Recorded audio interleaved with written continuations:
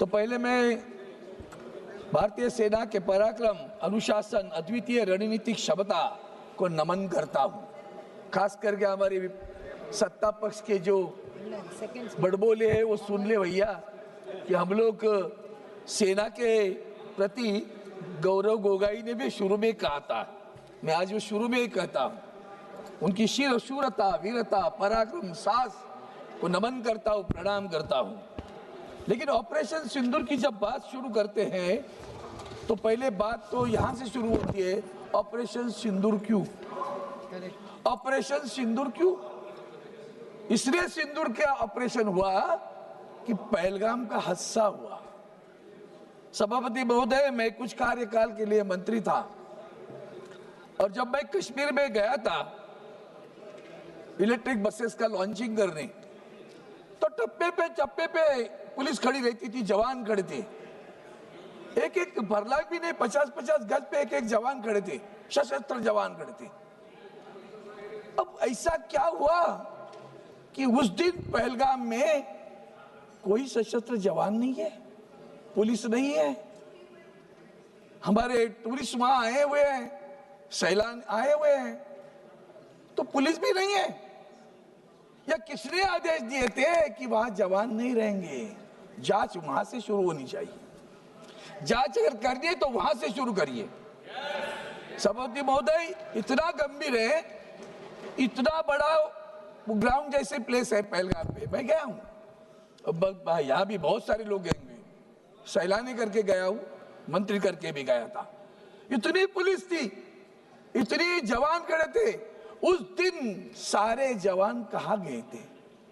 और हमारा इंटेलिजेंस वहां से पाकिस्तान कितना दूर है? क्या ये आतंकवादी नेपाल से वहां है?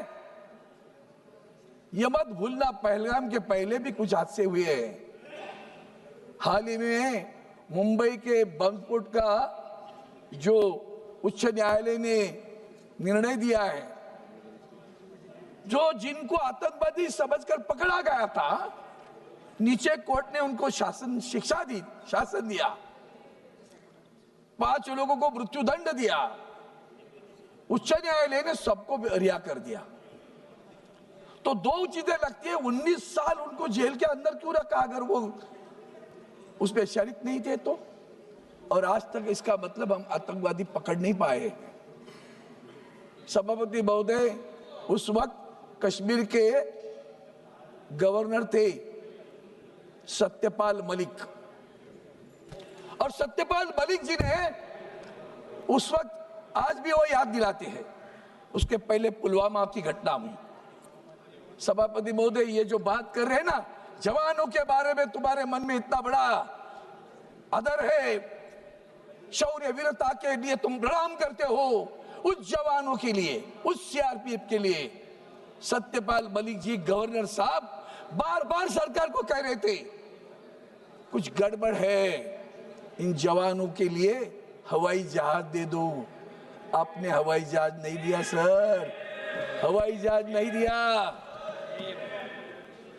वो बार बार प्रधानमंत्री तक बात करना चाहते थे, प्रधानमंत्री हमारे कॉर्बेट पार्क में थे, इतना बड़ा हादसा हुआ, फोन नहीं आया। वहां से दिल्ली आए, किसी और कार्यक्रम में गए, आप लोग घड़ियाली आंसू कौन बहता है? हमें कहते हो, हमें पूछते हो?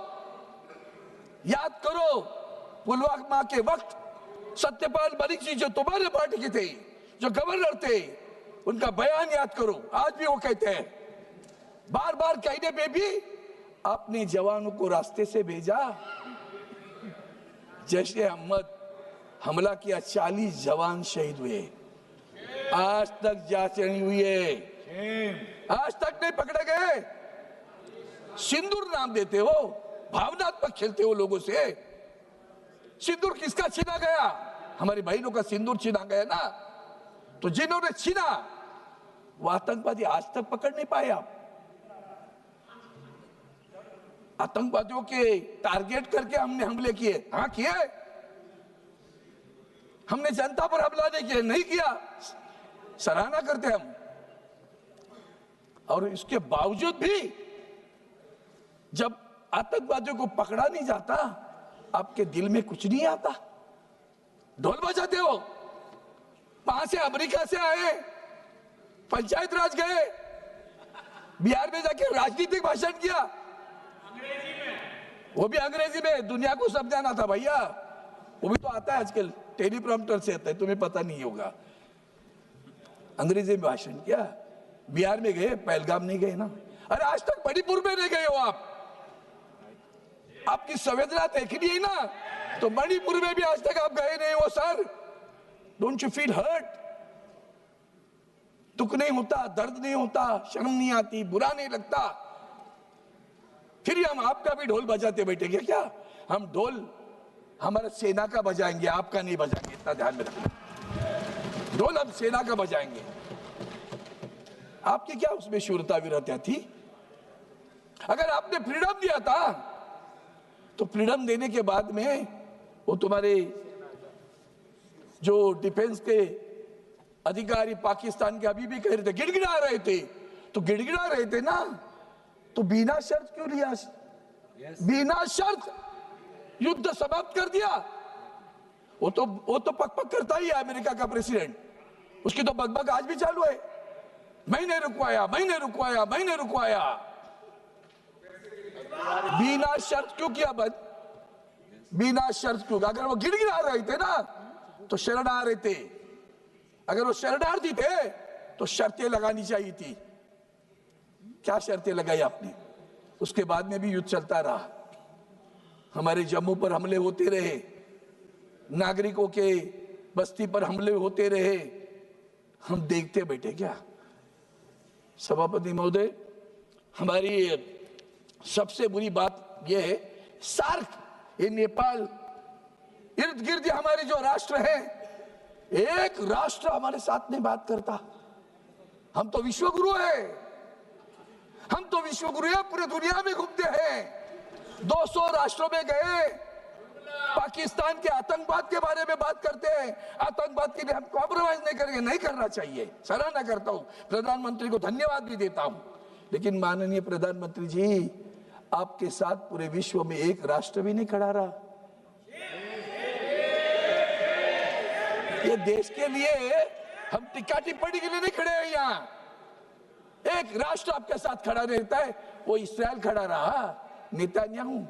और हम ईरान के खिलाफ खड़े रहे, जो ईरान आपको तेल देता है और कहता है पैसे बाद में दे दो, चलेगा लेकिन तेल ले लो। उस ईरान के साथ का रिश्ता भी बिगड़ गया। ये हमारी परराष्ट्र नीति है। सभापति महोदय, ये सिर्फ पहलगाम की बात नहीं, कारगिल में भी हमने ऑपरेशन विजय किया था, उसके बाद भी गलवान गिलवान होता रहा, डोकलाम होता रहा, सीमा पर घुसना घुसपैठ चालू है, चीन घुस रहा है। किसने किसने इस युद्ध में पाकिस्तान को मदद की? चाइना तो कर ही रहा था, तुर्की मदद कर रहा था, ड्रोन दे रहा था, तीनों राष्ट्र एक साथ मिलकर कर रहे थे। हमें अंतर्मुख होकर आत्मपरीक्षण करने की आवश्यकता है कि एक भी राष्ट्र हमारे साथ क्यों नहीं खड़ा रहता? क्या हमने बुरा किया है? क्या हम गलत है?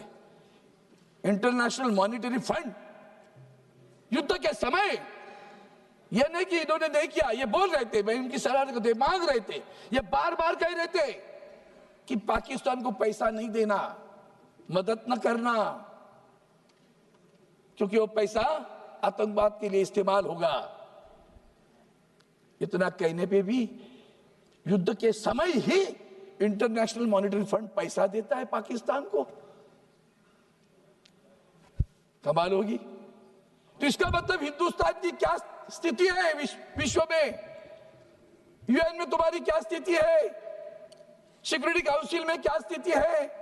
पाकिस्तान के खिलाफ कोई नहीं बोलता। हमीद अंसारी को बुला लिया ट्रंप ने, कनाडा में भी आपको नहीं बुलाया था, ये मत भूलना। G7 में भी आपको नहीं बुलाया, बाद में मेहमान करके बुलाया, और वहां मेहमान करके जाने के बाद जब ट्रंप वहां हमारे प्रधानमंत्री को फोन पे बोलते इधर आ जाओ, किसके लिए? अंसारी के पास मिलने के लिए। नहीं गए प्रधानमंत्री, मैं मानता हूं उनको, नहीं गए, अच्छी बात की, जो अच्छा है उसको अच्छा बोलूंगा। प्रधानमंत्री नहीं गए, फोन किया था ना, प्रधानमंत्री जी को फोन किया था ना, कनाडा आए हूं तो इधर आ जाओ, ये आया है हीरो पाकिस्तान का हमारे मिलने के लिए। अरे वाह, अरे वाह, ये ट्रम्प की जो आदतें दिख रही है ना, पूरा विश्व भी दिख रहा है, इसे मत समझो हम आपको टिक्का, हम आपके साथ हैं, पूरा राष्ट्र हमारा आपके साथ खड़ा रहा। आदरणीय उद्धव जी ठाकरे साहब, शिवसेना के पक्ष प्रमुख, उन्होंने हमें आदेश दिए, ये वक्त बुरा है, ये राजनीति खेलने का वक्त नहीं है, हम प्रधानमंत्री के साथ डट के खड़े रहेंगे।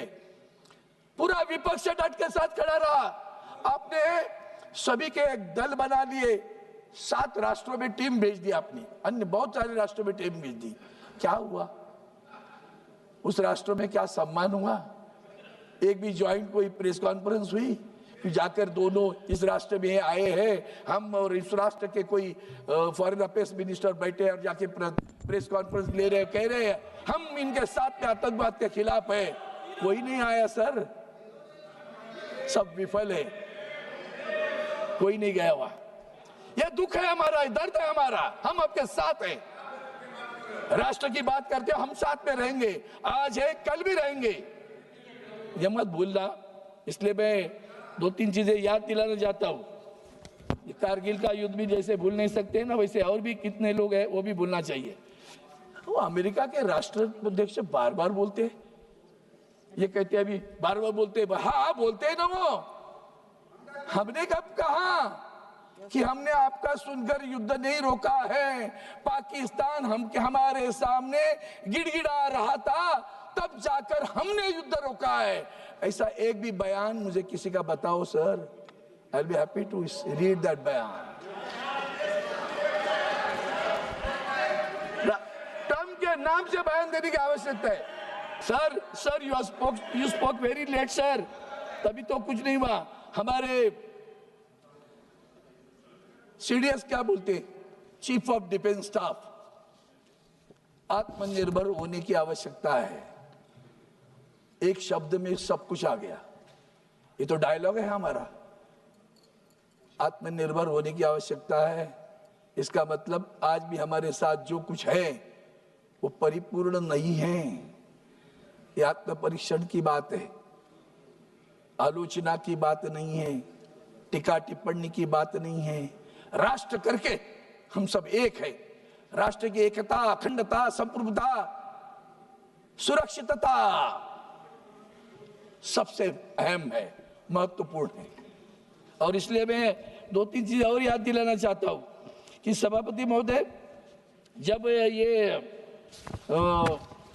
नवाब शरीफ को मिलने गए थे, किसने बुलाया था? बिन बुलाए गए थे, याद है? बिन बुलाए गए थे, इनको याद नहीं होगा।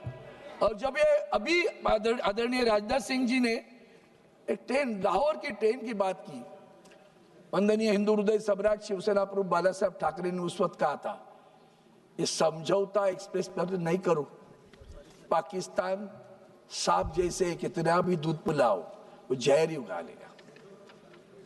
और उनके शब्द आज खरे उतर कर आए हैं। कितना भी करो, जब आपके पास पहलगाम का हमला होने के बाद उन्होंने क्या कहा, यह तुम्हारा अंदरूनी मामला है, हमारा कोई संबंध नहीं इससे। 200 लोगों को पकड़ा था आपने, बाद में 2 रखे। उन्होंने सबको खाना पीना खिलाया, उसके लिए भी अच्छा कहो कि भाई वक्त पे जो लोग दौड़ कर आए वो हिंदुस्तान की भूमियों के लिए आए, जो हमारी बहनों की सिंदूर पूछने के बाद में जो लोग दौड़ कर आए वो भी तो हमारे हैं ना, तो इसकी याद दिलाने की आवश्यकता है। मैं इतना ही कहूँगा सर, ये जितने भी घोटालों की बात करोगी, आपने कहा शांति और शक्ति, अरे आपके बीजेपी के समय हम भी उनके साथ, पाकिस्तान ऑक्युपाइड कश्मीर लेके रहेंगे, यही तो वक्त था भैया, यही तो वक्त था पाकिस्तान ऑक्युपाइड कश्मीर लेने का। किसने मना किया आपको? हम युद्ध नहीं चाहते, बुद्ध, अरे वाह, युद्ध नहीं चाहते बुद्ध, ये कभी सीख लिया भैया? कल तक तो कहते थे हम पाकिस्तान ऑक्युपाइड कश्मीर लेंगे, अब तो वक्त आया था। किसने मना किया आपको पाकिस्तान ऑक्युपाइड कश्मीर लेने के लिए? 21 से 9 अड्डे पे हमला करके ये मत सोचो कि आपने बहुत बड़ा कुछ हासिल किया है। शूरता वीरता, उनको फ्रीडम दे दो। आपने कहा हमने दिया है तो रोका क्यों? तो रोकने के लिए आपके बीच में पड़े। सीडीएस को कहना था हम रोकेंगे कि नहीं रोकेंगे, उनको जाने दो ना था आगे। यही तो वक्त था ना, यही तो वक्त था पाकिस्तान को एक बार सबक सिखाना, जैसे इंदिरा गांधी जी ने सबक सिखाया था ना, वही दोबारा सबक सिखाने की आवश्यकता है। यही वक्त था सबक सिखाने का।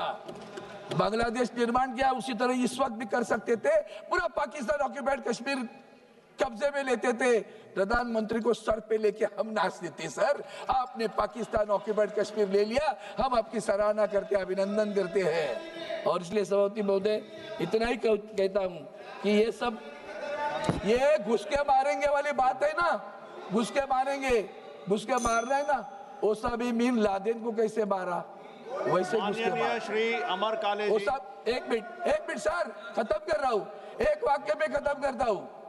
ओसामा बिन लादेन को कैसे मारा, उसे कहते हैं घुस के मारा। और आखिर में एक ही विनती करता हूं, ऐसे पाकिस्तान के साथ क्रिकेट खेलने का बंद करो। जो पाकिस्तान आपके साथ इस तरह से बर्ताव करता है, उस पाकिस्तान के साथ आप क्रिकेट खेलने जा रहे हो, मैं विनती करता हूं उस पाकिस्तान से क्रिकेट मत खेलो।